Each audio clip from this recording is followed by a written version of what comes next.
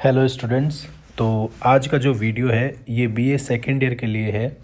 और आज मैं ये बताऊंगा कि बीए सेकेंड ईयर में जो इंग्लिश पोइट्री एंड ड्रामा का जो पेपर आता है उसको हमें किस तरीके से सॉल्व करना है, उसको हमें किस तरीके से अटेम्प्ट करना है।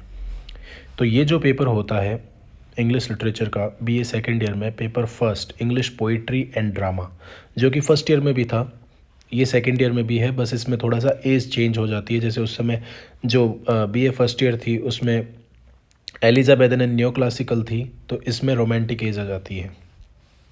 ठीक है, तो आज अपन बात करेंगे कि भाई इंग्लिश पोइट्री और ड्रामा जो लगा हुआ है अपने बीए सेकेंड ईयर में, उस पेपर को कैसे अटेम्प्ट करते हैं। तो देखिए, पहला क्वेश्चन देखिए, explain with reference to context any four of the following with critical remarks. तो इसमें 1 2 3 4 5 6 आपको स्टेंजा दे रखे हैं, वो अलग अलग पोएम से हैं। जैसे no nightingale did ever chant more welcome notes to weary bands of travellers in some shady haunt among Arabian sands. तो ये जो 4 लाइन्स है ये कौन सी पोएम से है? ये वर्ड्सवर्थ की सॉलिटरी रीपर है वैसे तो।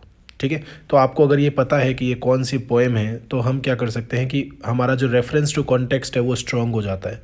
व्हेन यू नो कि भाई ये पोएम कहाँ से ली गई है, ये जो लाइन्स है ये कहाँ से ली गई है, तो हमें ईजी रहता है। जैसे अब देखो, जैसे डी वाला देखो, far from the madding crowds ignoble strife their sober wishes never learn to stray along the cool skirted vale of life they kept the noiseless tenor of their way. ये जो पोएम है ये है Gray की elegy written in the country churchyard. तो हमें total क्या करनी है, 4 करना है। जैसे 6 दे रखी है, इनमें से कोई 4 को अटैम्प्ट करना है आपको। अगर 4 आपको पता है कि कौन कौन सी कविताओं से पोएम्स में से ले रखे हैं स्टेंजा, तो आपके लिए ईजी हो जाता है। सबसे पहले हमें लिखना होता है रेफरेंस टू कॉन्टेक्स्ट। देखिए, explain with reference to context साफ साफ दे रखा है। एक्सप्लेन करना है हमें इस स्टेंजा को with reference to context. Reference to context का मतलब क्या होता है? रेफरेंस का मतलब होता है रेफर करना, इन द सेंस कि ये जो स्टेंजा है ये कौन सी कविता से लिया गया है और किसने लिखी है, ये तो होता है रेफरेंस। ठीक है, जैसे हम लिखेंगे in the above coated lines, the above quoted lines have been taken from this poem and written by this poet। ये तो हो गया हमारा रेफरेंस, जब हमें पता हो। फिर आता है कॉन्टेक्स्ट। कॉन्टेक्स्ट क्या होता है? कॉन्टेक्स्ट होता है कि जो ये लाइन्स हैं इसके पहले जो, मतलब ये जो लाइन्स है, जैसे पोएम जो है वो 20 लाइनों की है, यहाँ पे आपको 4 लाइनें दे रखी है, तो इन 4 लाइनों से पहले उस पोएट ने क्या कहा है ये आपको पता होना चाहिए, या उसके बाद में क्या कहा है ये आपको पता होना चाहिए, और वो आपका कॉन्टेक्स्ट बनता है कि in this poem the poet discusses और the poet talks about the song of a bird और अ सॉलिटरी रीपर। ठीक है, इस तरीके से तो आप इसको कॉन्टेक्स्ट बनाते हो। फिर उसके बाद में आता है एक्सप्लेनेशन। एक्सप्लेनेशन में आपको कुछ नहीं करना होता है, सिर्फ और सिर्फ जो ये स्टेंजा है उसको एक्सप्लेन करना होता है। आपको ये नहीं बताना कि पोएट कब जन्मा, कब उसने क्या किया, आपको कुछ नहीं बताना होता, उसमें सिर्फ एक्सप्लेन करना होता है उस स्टेंजा को जो आपको दिया हुआ है। ये 3 चीज़ें हो गई, रेफरेंस हो गया, कॉन्टेक्स्ट हो गया, और फिर एक्सप्लेनेशन हो गई। उसके बाद में आता है क्रिटिकल नोट। क्रिटिकल नोट के अंदर आपको पॉइंट्स बनाने होते हैं। जैसे कोई अगर लिटरेरी टर्म यूज़ हुआ है, जैसे पर्सोनिफिकेशन, मेटाफर या सिमली, तो आप वो उसमें डाल सकते हैं कि भाई इस लाइन में जो पोइट है उसने सिमली यूज़ किया है, या मेटाफर यूज़ किया है, या पर्सोनिफिकेशन यूज़ किया है, कोई सा भी टर्म, कोई सा भी लिटरेरी टर्म अगर उसने यूज़ किया हो। तो इस तरीके से हमने ये 4 स्टेंजा कर लिए। उसके बाद में आते हैं सेकेंड क्वेश्चन पे। Answer the following questions in about 15 to 20 words. इस बात पे ध्यान देना बहुत ज़रूरी है कि जो ये इनमें जो क्वेश्चंस दे रखे हैं इनको आपको 15 से 20 शब्दों में ही करना है। ठीक है, अब देखिए आप इसमें कितने दे रखे हैं। इसमें आपको 9 क्वेश्चन दे रखे हैं। ठीक है, और आपको ये करने हैं सारे के सारे, क्योंकि 1 नंबर का एक क्वेश्चन होता है ये, तो ये आपको सारे करने हैं क्वेश्चंस। जैसे who are in conversation with each other in the opening scene of the play Macbeth. तो जब मैकबेथ स्टार्ट होता है तो मैकबेथ और जो बैंको होता है वो आपस में बात कर रहे होते हैं। ठीक है, तो ये आपस में, मतलब ये पूछा गया है हु आर इन कन्वर्सेशन, कौन लोग हैं जो एक दूसरे से बात कर रहे होते हैं जब प्ले स्टार्ट होता है। तो अगर हमें पता है कि वो मैकबेथ और बैंको हैं तो हम मैकबेथ एंड बैंको लिख देंगे। तो that the conversation, the scene of the Macbeth, the opening scene of the Macbeth starts with the conversation between Banquo and Macbeth. तो इस तरीके से हम इन क्वेश्चंस को अटेम्प्ट करेंगे। 15 से 20 शब्द, इससे ज़्यादा नहीं लिखने हमें।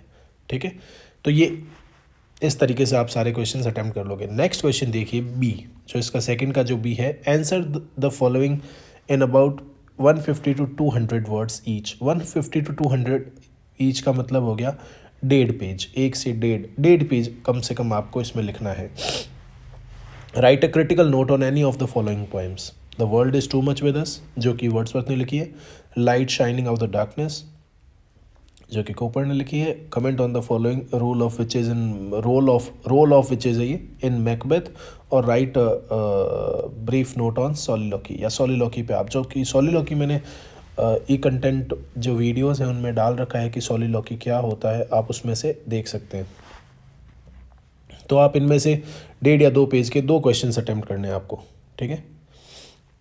तो ये आपने कर लिया। फिर उसके बाद में आता है elegy written in a country churchyard as a Gray representative poem in the history of English literature. अब ये बड़े बड़े क्वेश्चन है, जो 20 नंबर के क्वेश्चन है, इसमें आपको कम से कम 5 से 6 पेज लिखने होते हैं, ठीक है। अगर आप 5 से 6 पेज लिखोगे तो जो एग्जामिनर है, जो कॉपी चेक करने वाला है, वो आपको एटलीस्ट 14 to 15 मार्क्स दे देगा। अगर आपने जो क्वेश्चन पूछा है उसका आंसर दे दिया, ठीक है, और आपने 5 से 6 पेज लिख दिए। अब आप कहोगे कि 5 से 6 पेज कैसे भरे, तो 5 से 6 पेज के लिए आपको क्या करना होता है कि आप सिर्फ और सिर्फ इस बात पे ध्यान दो कि शुरुआत जो है वो आपको किसी पोएम्स की लाइन से करनी होती है। जैसे अभी ये क्वेश्चन है elegy written in a country churchyard, तो आप क्या करो, पोएम की 4 लाइन्स जो हैं वो आपको याद होनी चाहिए कोई, ठीक है, 4 3 जितनी भी हैं, जो मेन इंपॉर्टेंट लाइन्स हैं, वो 4 लाइनों से आप स्टार्ट करो लिखना, ठीक है। उसको एक्सप्लेन करते हुए पोएट के बारे में बताओ कि पोएट कौन था। जो जैसे elegy written in a country churchyard Thomas Gray की लिखी हुई है, तो जो थॉमस ग्रे है वो न्यू क्लासिकल एज का पोएट है, प्री रोमांटिक एज का पोएट है एक्चुअली।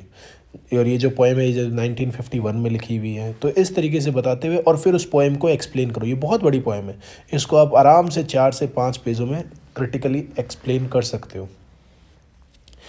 अब इनमें 3 क्वेश्चन दे रखे हैं, 3 में से आपको कोई भी आप एक कर सकते हो। Ode to the west wind अगर आपको याद है तो वो कर सकते हो। On the receipt of my mother picture करनी है तो वो कर सकते हो। और ये सारी चीज़ें मैंने अपने ई कंटेंट पे डाल रखी है ना, इन पोएम्स के बारे में। नेक्स्ट आता है प्ले के बारे में क्वेश्चन, ठीक है, जो कि प्ले से आएगा। Discuss the conflict in Macbeth soul and bring out the element tragedy in. भाई मैकबेथ एक ट्रेजेडी कैसे है, एलिमेंट ऑफ ट्रेजेडी